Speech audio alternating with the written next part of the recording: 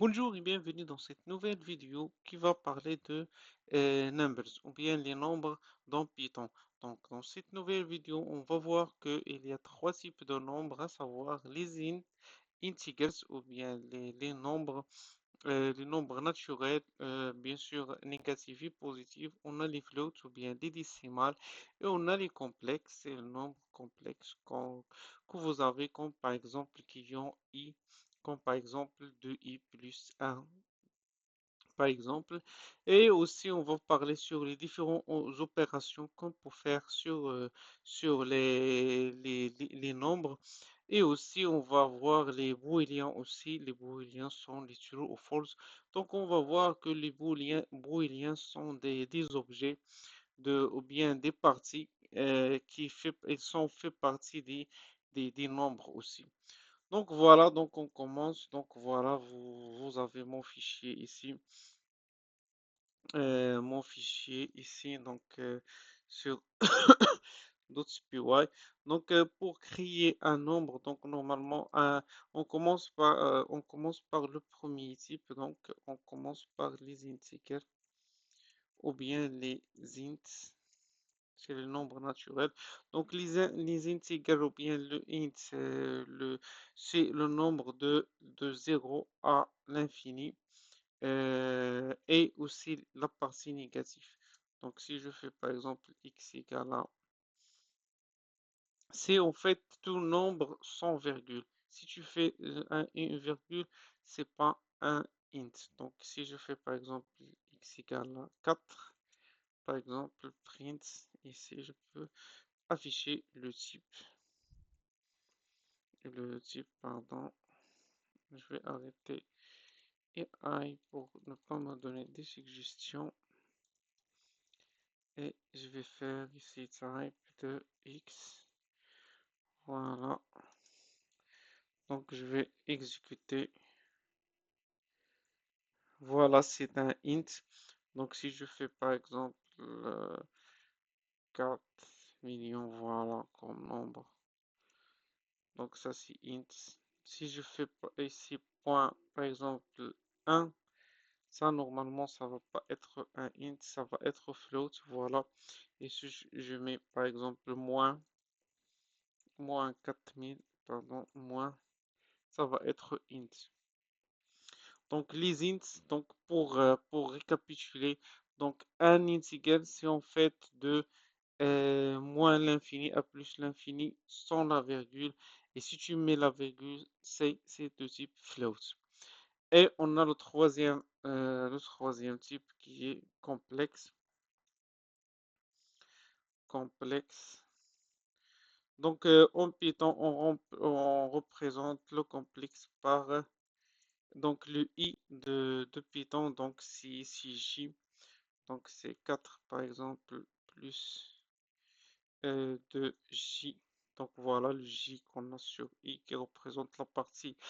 Ça en fait c'est la partie réelle et ça c'est en fait la partie complexe. Donc si je fais ici donc print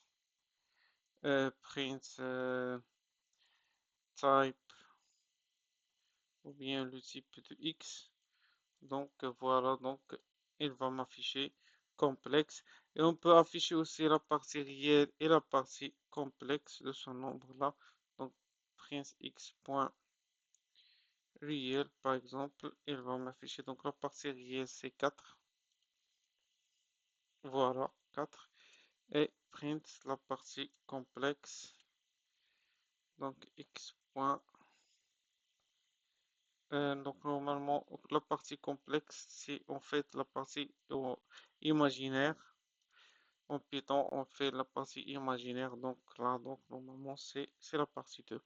Donc, on peut convertir pour les ints et pour les floats, on peut convertir un nombre qui est float ou bien chaîne de caractères à un nombre qui est de type int en utilisant cette fonction int. Par exemple, ici, num reçoit int, je peux faire int et à l'intérieur je peux faire une chaîne de caractères par exemple 24.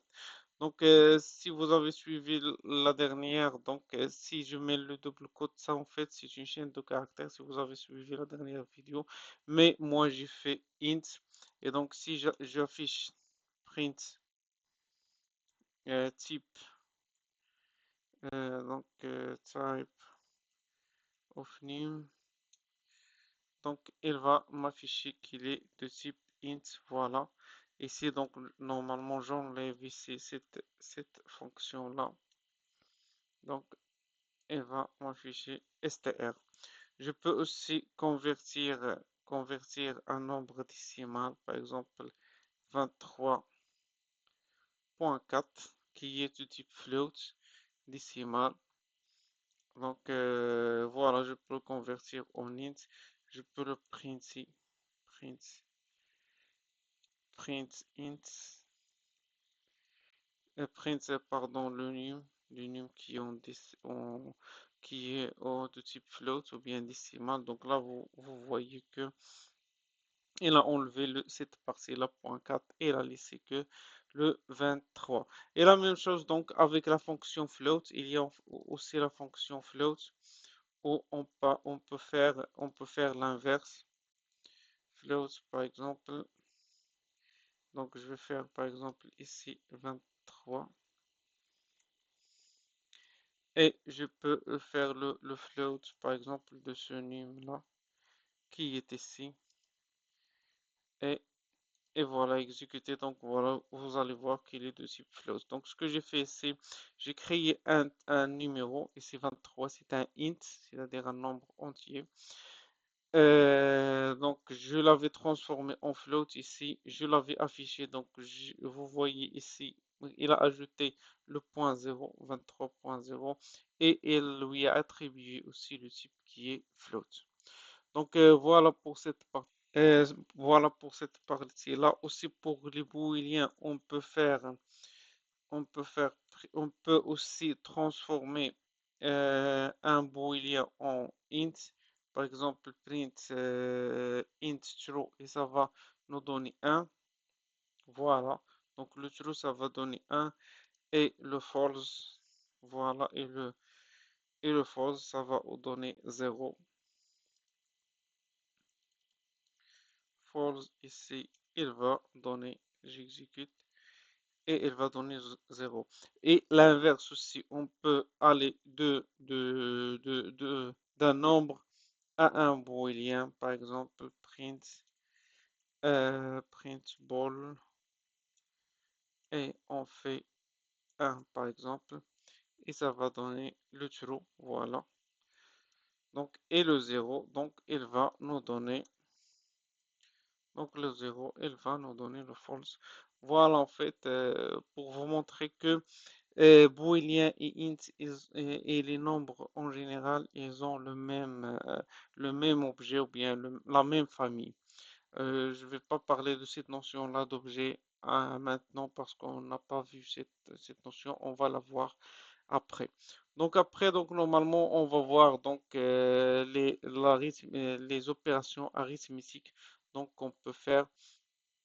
Donc la première, donc je vais créer deux variables ici, a égale à 29, 20 24 pardon, et b égale à, par exemple, 44. Je vais commenter tous ces prints là. J'en ai pas besoin actuellement, c'est bon pour moi. Donc voilà, et donc ici, donc je vais, donc on commence par l'addition. Donc l'addition, on peut faire A et plus B.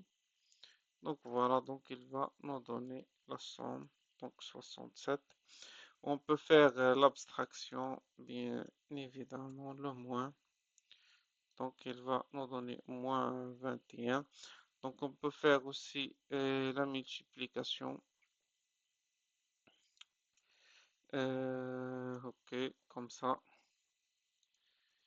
Voilà, donc on peut faire aussi la division. Voilà, et on peut faire par exemple le P parce que c'est le plus grand par A, ça donne plus de sens, voilà. Et on peut faire aussi cette division entière, c'est-à-dire double slash. Ça, en fait, c'est la, la division entière, c'est-à-dire elle va retourner juste l'entier. Elle va retourner le 1, voilà. Et donc ici, on va faire aussi, on a modulo. Il va nous donner le reste de cette division-là. Voilà, c'est 21, c'est le reste de cette division-là. Et on a, c'est le modulo, donc, et on a en dernier point le double étoile. Pour le double étoile, c'est exponentiel, donc b exponentiel a. Donc ça va donner un grand nombre, voilà. Voilà, c'est exponentiel. Donc voilà, je pense que c'est bon pour cette partie-là. Euh, donc, euh, donc voilà, je pense que c'est le tout. Aussi, je voudrais juste vous montrer un peu. Et une autre notion, c'est l'assignment. Donc, si par exemple A égale à, voilà, égale à 20, 23, et on veut par exemple faire par exemple A égale à A, qui est la valeur ancienne, plus 2. Plus 2 par exemple. Ici, on veut faire print A.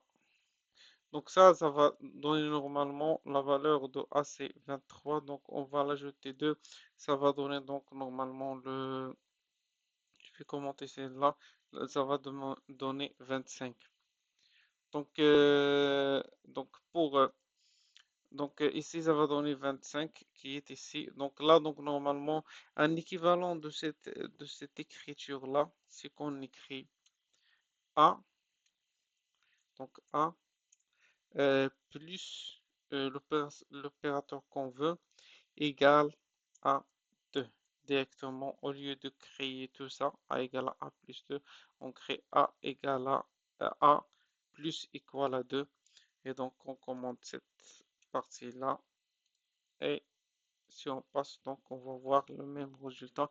Même chose, on peut faire ici A reçoit A moins 2. Donc, moins 2, ça va donner le 21. Donc, on peut faire aussi euh, multiplié par 2, c'est-à-dire la valeur de A multiplié par 2, c'est ça la nouvelle valeur de A. Donc, ça va être 46. Voilà, c'est 46. Et la même chose pour la division aussi. Et la division entière. Donc voilà, j'espère que c'est bon pour cette vidéo. J'espère que ça vous a donné plus d'informations sur le nombre en Python. Les nombres sont un type très très important sur Python. Cette manière de les gérer et de comprendre comment ça marche, c'est vraiment très important. Donc je vous souhaite une très bonne journée et à la vidéo prochaine. Salut.